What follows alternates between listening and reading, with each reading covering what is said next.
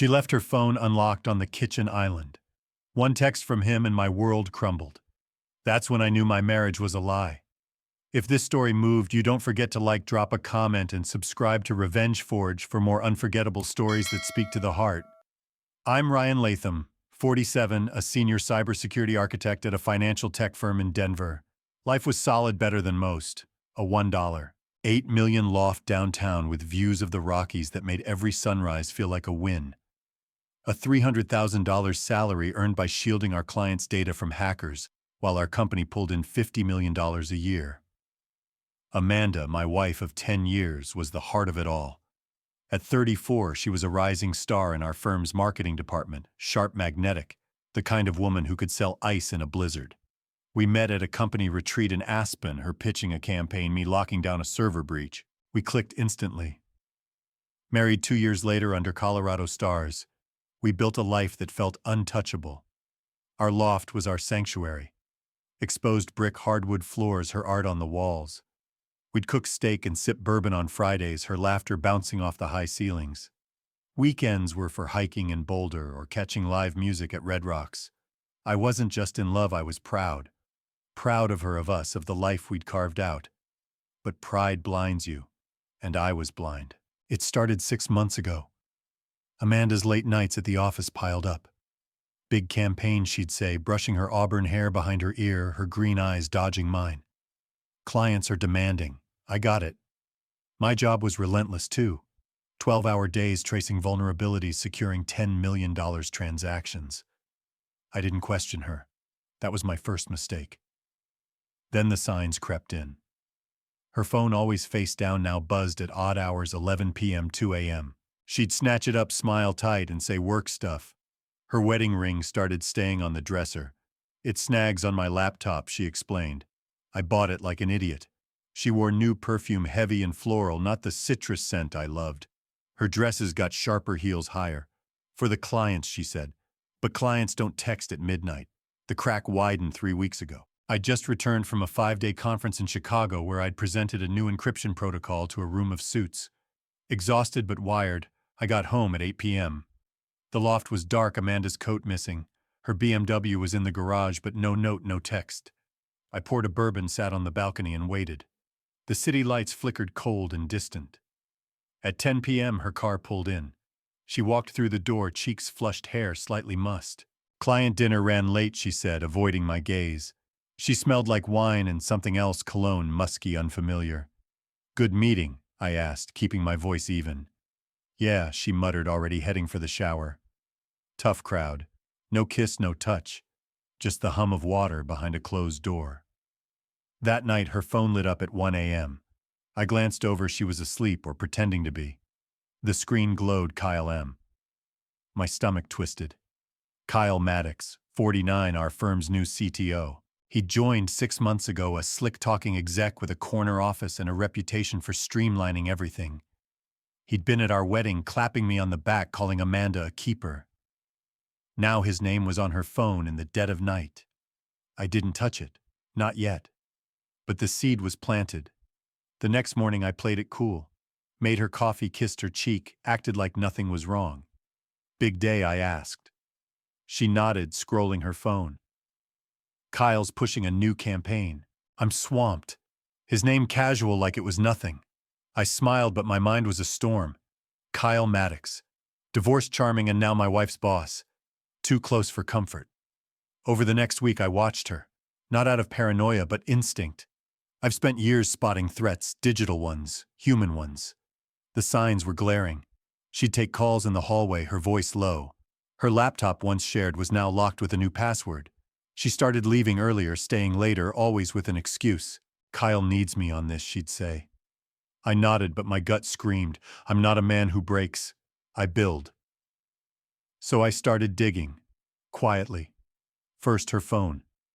One night she left it unlocked on the kitchen island, a rare slip. I opened her messages. Texts from Kyle, dozens timestamped after hours. "Meet me at the Capitol Grill, 8 p.m. You look stunning today. Don't worry about Ryan. He's too busy saving the world." My chest tightened. I screenshotted everything, sent them to my encrypted drive, and put the phone back. Evidence first, emotions later. The next clue came from a colleague, Jenna Harper, 32, our lead data analyst. Jenna and I had worked together for years, always professional. Over coffee, she mentioned something offhand. Amanda's been spending a lot of time with Kyle, she said, stirring her latte. They're always in his office, door closed. My jaw clenched. Work stuff, I asked. Jenna hesitated. Maybe, but it doesn't feel like work. Her eyes said more than her words.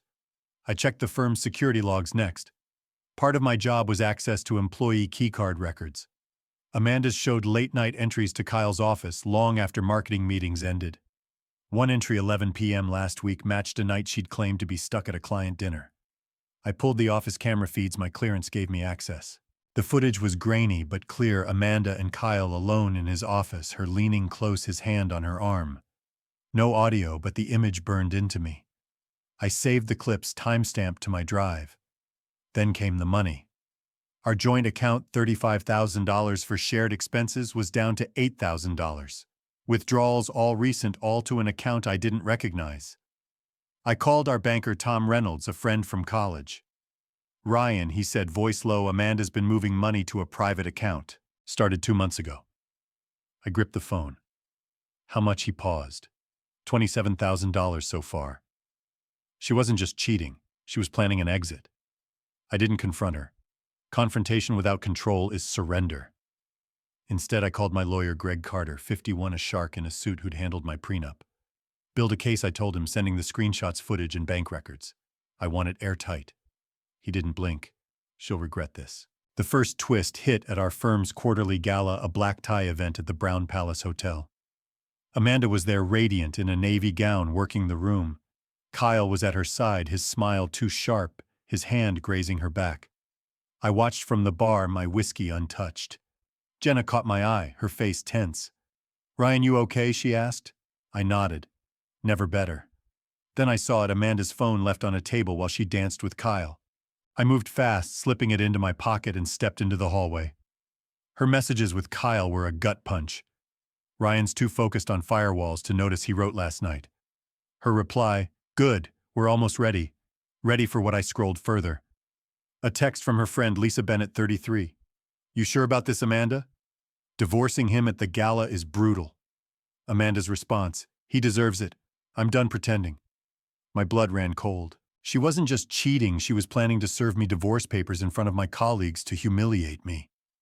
And Kyle, the man who'd shaken my hand at our company's last board meeting, was her partner in it. I could have stormed the dance floor, made a scene. But that's not me. I'm Ryan Latham. I don't react. I strategize. This wasn't just about my marriage anymore. It was a revenge story, and I was writing the ending. The next morning, I met Greg at his office. File first, I said. Freeze the accounts. Use everything we've got. He slid a folder across his desk, divorce papers, my terms, with a summary of the evidence. She won't see it coming, he said. I nodded. Good. That night, Amanda came home late, her perfume heavy. She didn't notice the envelope on the counter addressed to her. She didn't see the USB drive labeled proof. She didn't know I'd called her father, Richard Wells, a retired CPA who'd always respected me. I'd sent him the evidence. His voice was heavy on the phone. Ryan, I'm so sorry.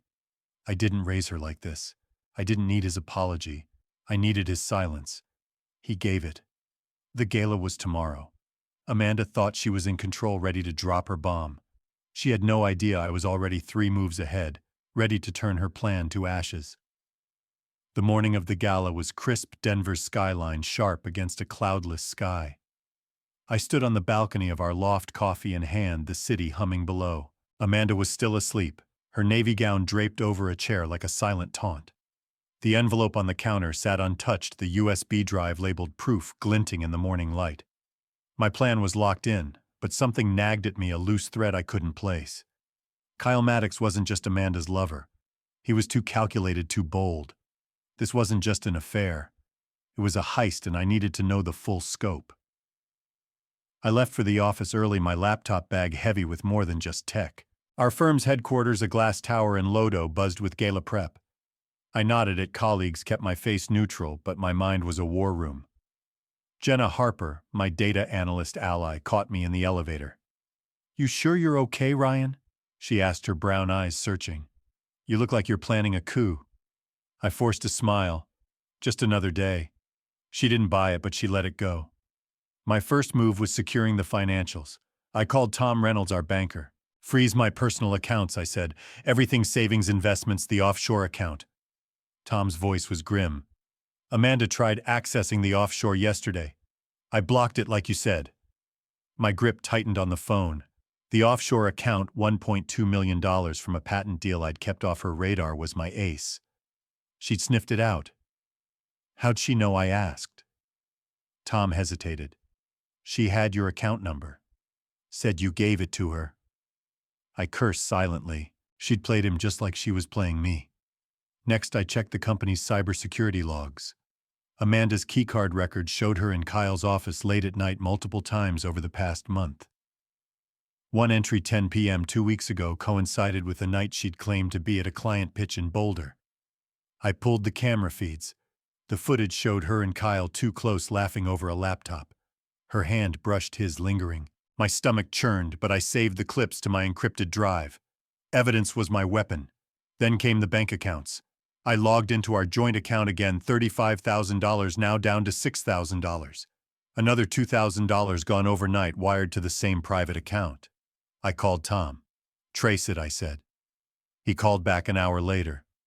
It's a shell account, Ryan. Registered to a holding company in Delaware. I can't dig deeper without a court order. A shell company. Kyle's fingerprints were all over this. He wasn't just sleeping with my wife, he was helping her bleed me dry. I needed more. I called Ethan Cole, 46, a private investigator I'd used years ago to vet a shady vendor. Ethan was a bloodhound, discreet, relentless. Follow Kyle Maddox, I told him. I want everything where he goes, who he meets, what he's hiding. Ethan's voice was all business. Give me 48 hours. I hung up, my pulse steady but my mind racing. This was chess, and I was playing for keeps. Back at the loft, Amanda was getting ready for the gala, humming in the bathroom. I watched her through the doorway, her auburn hair pinned up, diamonds sparkling at her throat. She caught my eye in the mirror. Big night, huh? She said, her smile too perfect. Your speech is the main event. I nodded, adjusting my tie. Yeah, big night. She didn't know I'd seen the text, the footage, the money trail. She didn't know I was ready. We drove to the Brown Palace Hotel in silence, the city lights casting shadows across her face. My briefcase held the envelope, divorce papers, my terms backed by evidence. Greg Carter, my lawyer, had it ready to serve. But I held off. Timing was everything. Amanda's plan was to humiliate me tonight, to serve her papers after my speech. I'd flip the board before she could. The gala was a spectacle, chandeliers, tuxedos, champagne flutes clinking. Our firm's CEO, David Warren, 55, worked the room, his laugh booming. Kyle was there in a tailored suit, his eyes tracking Amanda like a hawk. She moved through the crowd, all charm, her navy gown catching the light. I stayed at the bar, nursing a bourbon, watching their every move. Jenna sidled up, her voice low. Ryan, something's off. Kyle's been meeting with David all week, closed doors. My jaw tightened. About what? She shrugged. No one knows. But it's not marketing. The first twist hit at 8 p.m. I overheard Amanda and Lisa Bennett, her best friend, in a corner near the ballroom entrance. Lisa's voice was hushed. You sure about this, Amanda?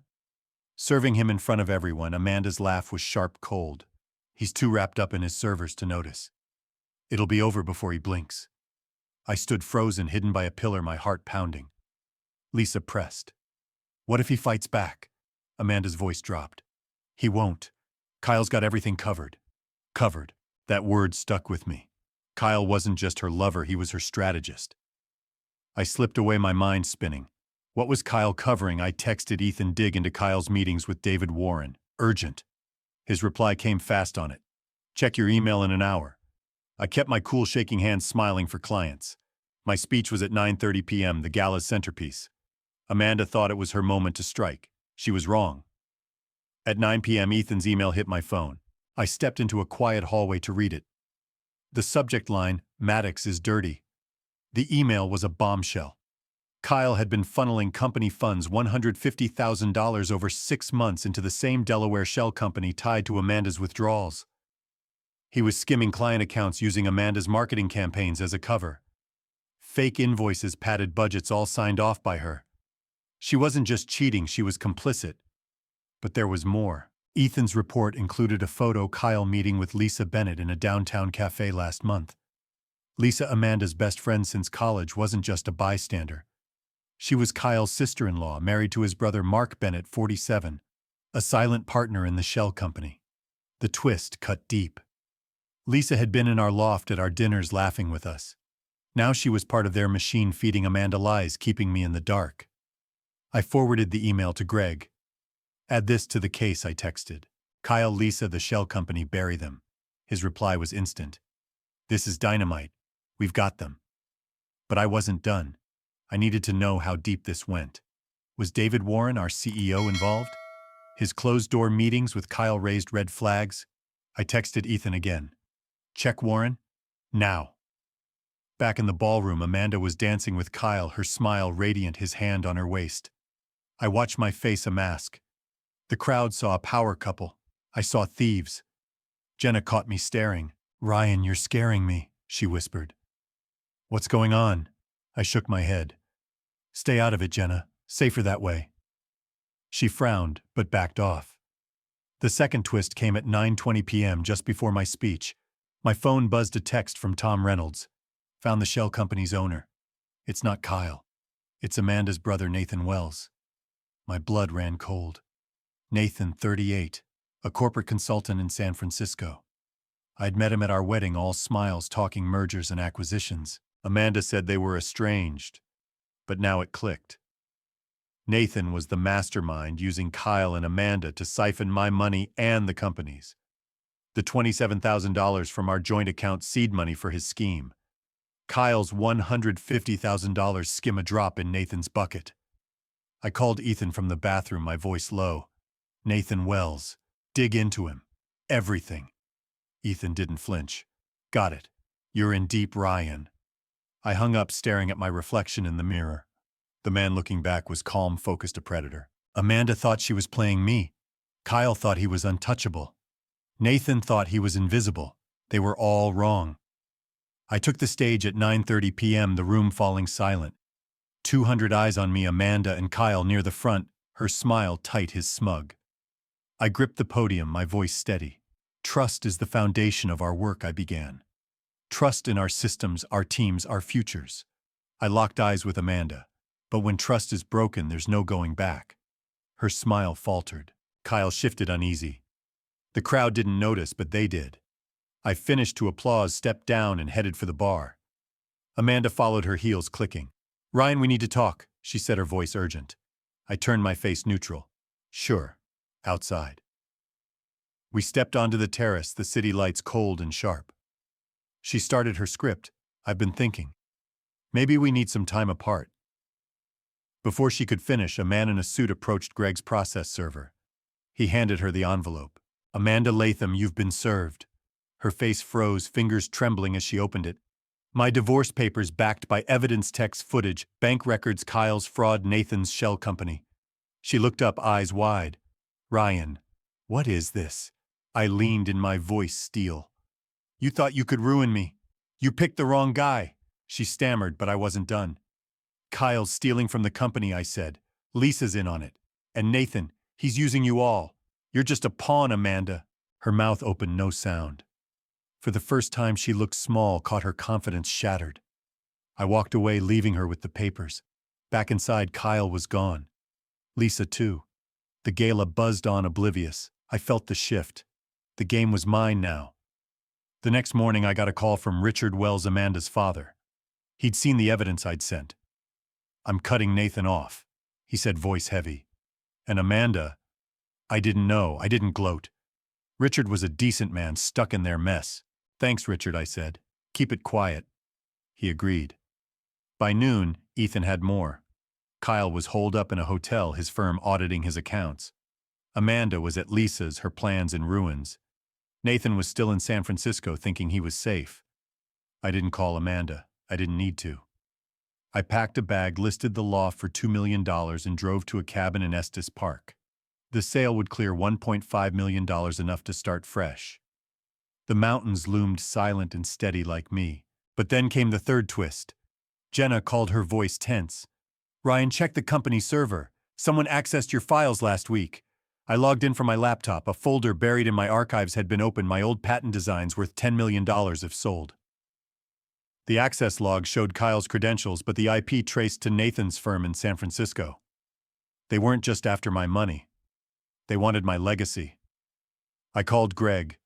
"Add Nathan's theft to the case," I said, "and check David Warren's involvement." Greg paused. "You sure about this, Ryan?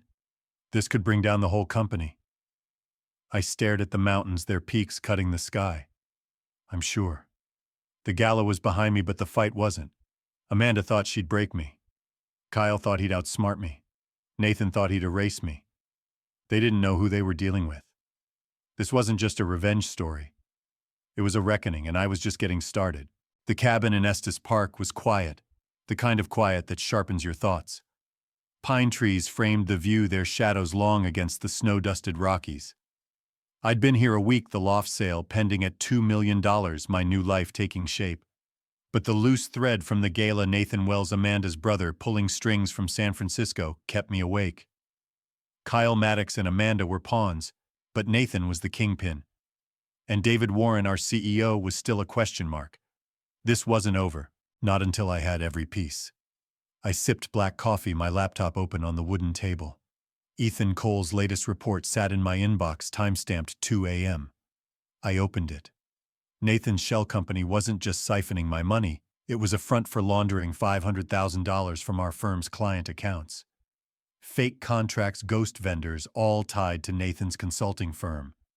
Kyle had signed off on the deals, Amanda's marketing budgets masking the transfers. But the kicker! A single email from David Warren to Nathan dated 3 months ago. "Keep Ryan distracted. We need this quiet." My stomach dropped. David, the man who'd promoted me, toasted my wedding, was in on it. The twist hit like a freight train. David wasn't just complicit, he was orchestrating. Nathan's scheme needed a company insider, someone with enough pull to override audits. David fit the bill, but why? I dug deeper into Ethan's files. A financial trail led to David's personal account, $200,000 wired from Nathan's shell company last year. Motive. David's stock options were underwater after a bad merger. He needed cash fast. Nathan offered it, and I was the collateral. I leaned back, the cabin's silence heavy. My marriage, my money, my patents, none of it was random. This was a machine built to gut me. But machines break, and I'm good at breaking them. I called Ethan. "Get me everything on David Warren," I said. "Bank records, emails, meetings, all of it." Ethan's voice was steady. "This is big, Ryan. You sure?" I stared at the mountains, their peaks sharp against the sky. "I'm sure." The next day, Amanda called. I almost didn't answer, but leverage matters. Her voice was raw, unsteady. "Ryan, I need to see you, please." I kept my tone flat. "Why?" She hesitated. "I didn't know about Nathan or David. They used me." I doubted her tears, but I needed her play. "Tomorrow, Denver, the cafe on 16th Street, 11 a.m. I arrived early, taking a corner booth with a clear view of the door. Amanda walked in, no makeup, her auburn hair pulled back, eyes red. She sat clutching a coffee, her fingers trembling. "I thought it was just Kyle," she started. "Nathan said you were hiding money, planning to leave me. He showed me fake records." I leaned back, arms crossed. "You believed him over me?" She flinched. "He's my brother. And Kyle. He made it real." She didn't know about the shell company, David's involvement, or the full scope of Nathan's plan. She was a tool played by her own family. "Why tell me now?" I asked.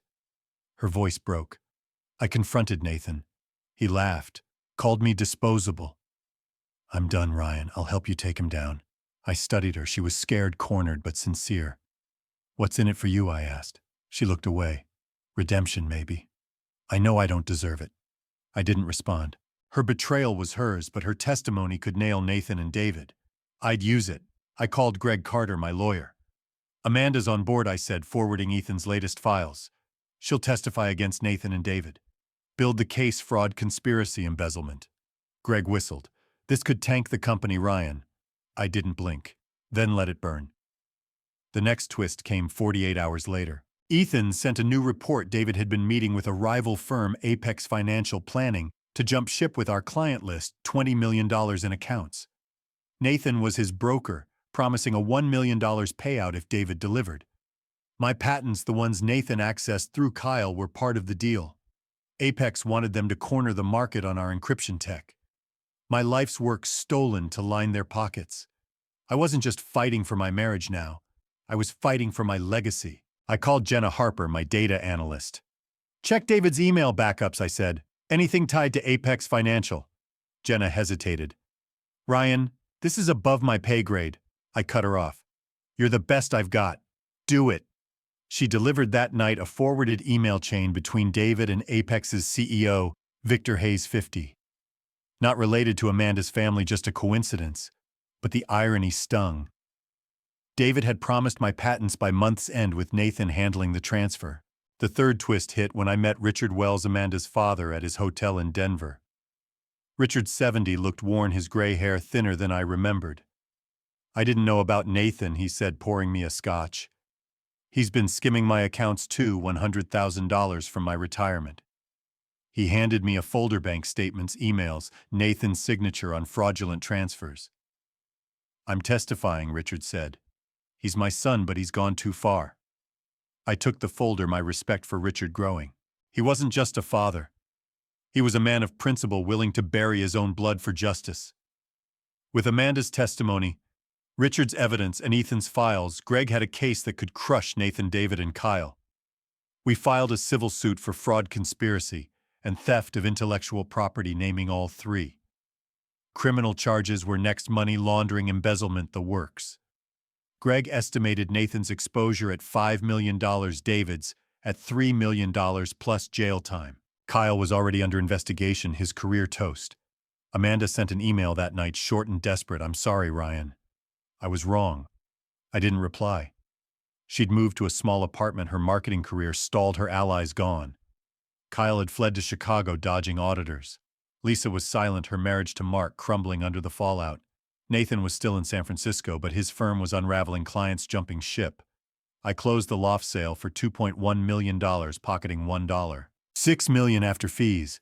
The firm offered me a promotion, VP of cybersecurity, $450,000 a year, stock options. I turned it down.